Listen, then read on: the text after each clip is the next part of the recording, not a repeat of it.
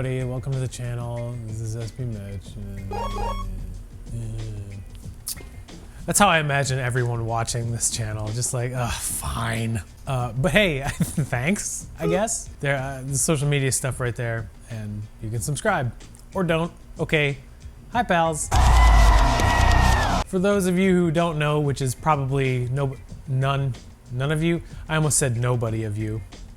That's how my day is going. The backbone of this channel is the beater box series, which is, mystery boxes I usually get from Supremacy. So every other week I will take a look at a box that has sold all the way through and kind of take a deep dive and see how it actually did from a financial standpoint. Because in the actual beater box videos, I do a estimated financial breakdown, but it's kind of nice to see if there's a big difference between the estimated and the actuals. So that's why this series was created, and for those of you that enjoy it, thanks. Today we're going all the way back to April of 2021, which is this year, so I don't know why I said the year. We're looking at this $1,050 beater box from Supremacy. When I opened this 10-pair box initially, I was super pumped. I thought it was a really good box. And then I looked at the market and realized I had been bamboozled.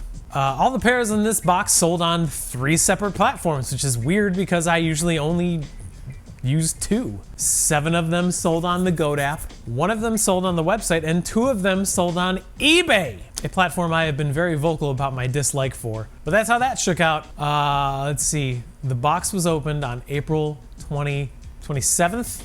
Yeah, 27th, and the video went live 3 days later on the 30th.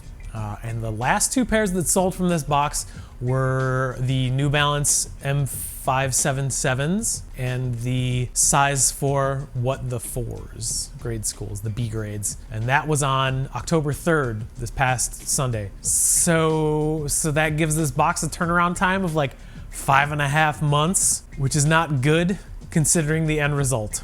So let's take a look at the 10 pairs in this $1,050 Supremacy beater box. So this first shoe is a size 8.5. It's a LEBRON. I don't know what model it is or anything like that. We got another LEBRON. This is a size 8.5 as well. Yes, it is 8.5. This is a LEBRON 16. I don't know what colorway. It kind of looks like Minneapolis. The last loose LEBRON. It is another size 8.5 XVI. It is another 16. I don't know the colorway, but it's cream and white and a little bit of hints of yellow and volt. This is a size US 11.5, just says classics, whatever that means. It's a New Balance M55 7 something. Here it is. Kind of a cool looking colorway. It's got this checker print. It's size 11 New Balance. It says MS327PE. It's another dead stock pair of a size 11. It's the M whatever thing, MS327.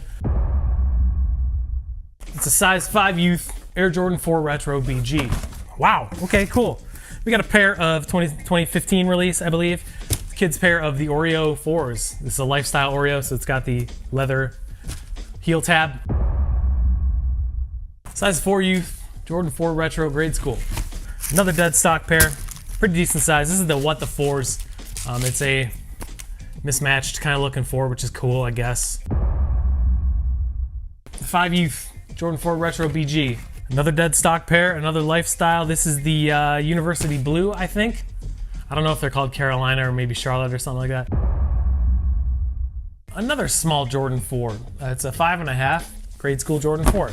It's another pair of What Does. It's another dead stock pair, so that's cool.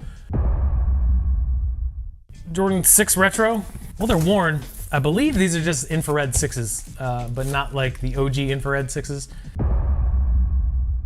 After this box was actually opened on camera and I didn't look up any numbers beforehand, I had a feeling, I actually said aloud, I have no idea why this box was $1,100. Because I just had this gut feeling that this box was gonna be a dud. And that's exactly what happened in the biggest way possible. The estimated gross on this box from the video was $1,590, which after taking out all the fees and everything gave us an estimate of $373.25, or an estimated return on investment of 33.63%, which is pretty average for beater boxes from Soul Supremacy. Like the average is like 34-35%. So this box seemed pretty median for most of the boxes I get, and that's not what happened.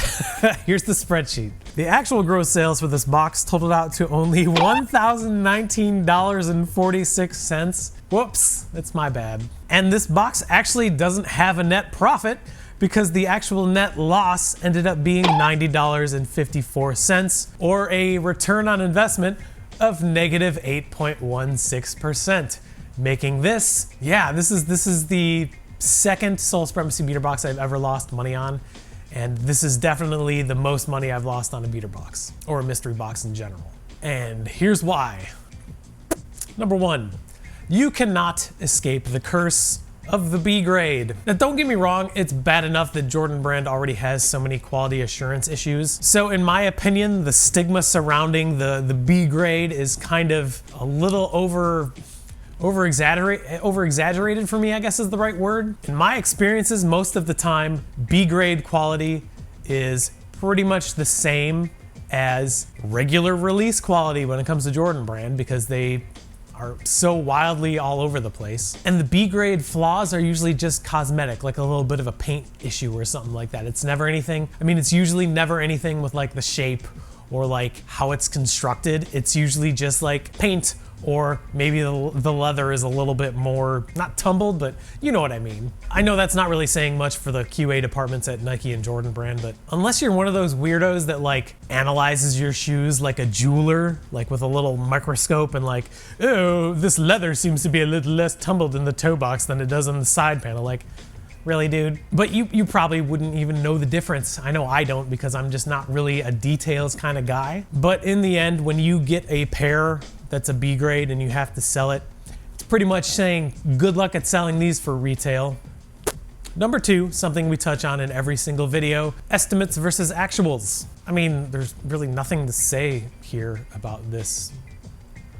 I had to purge these pairs. It sucks that you lose money on it, but at the end of the day, like, these pairs needed to go because I knew I wasn't gonna make money on the box, so I just said, let me at least make a little bit to cover some of the loss, which ended up happening. But I had to move these for like, what, $460 some less than the estimated return. But I knew this box was gonna be a pretty heavy loss about a month into holding it, because nothing was moving for anything close to what it should have. Just the box wasn't really worth that much in general. I don't know.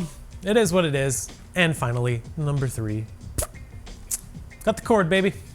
Grip it and rip it. So I have a storage space at this apartment, and in my storage space I have it's not smaller, it's just narrower set of metro shelving units that are on casters, that I put all the shoes that I want gone as soon as possible so I don't have to dig for them. And like half of this box was on that shelf the entire time, and I was absolutely sick to my stomach looking at them. And I had mentioned earlier in the video that two of the pairs sold on Brick66, which, just a quick rundown of what Brick66 is. I don't like using eBay, but when I do, I put shoes up that will go up for auction at $6.66 plus shipping, and just let it go for 5 days. And if they sell for something, then they do. And if they don't, they don't. But basically, when I choose shoes for that program, it's shoes that are in boxes that, number one, have no hope, like this one, or boxes that have already turned a profit or broken even. I just don't want to look at them anymore. And two of those pairs were that. And that's why I lost 90 bucks on this box.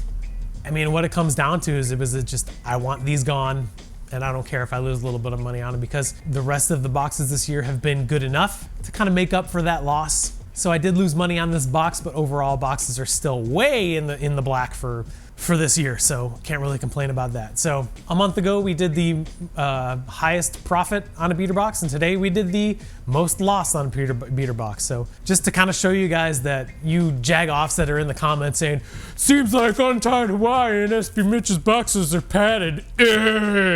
I know how Soul Supremacy runs their business, and I can guarantee you, because I know other people that get boxes from the same weeks, from the same pile, like, their boxes are just as good or just as bad. And that's just how they do their boxes. So zip it. Not every box is gonna be good, and this week proves that. So I appreciate you watching. Just so you know too, the reason there's a box recap series today on Thursday, the day before tomorrow, which is Friday, which is usually Beater Box Friday, I don't have a Beater Box to open, and I'm gonna be in Spain, so there's no video tomorrow. Sorry, nothing I can do about it. Some idiot used the bot to get like 4 boxes the week that I tried to get a box for this week, and it just didn't happen. So I think that's it. We'll see you next time. Till then, take care of each other. Keep sneakers fun. Bye-bye.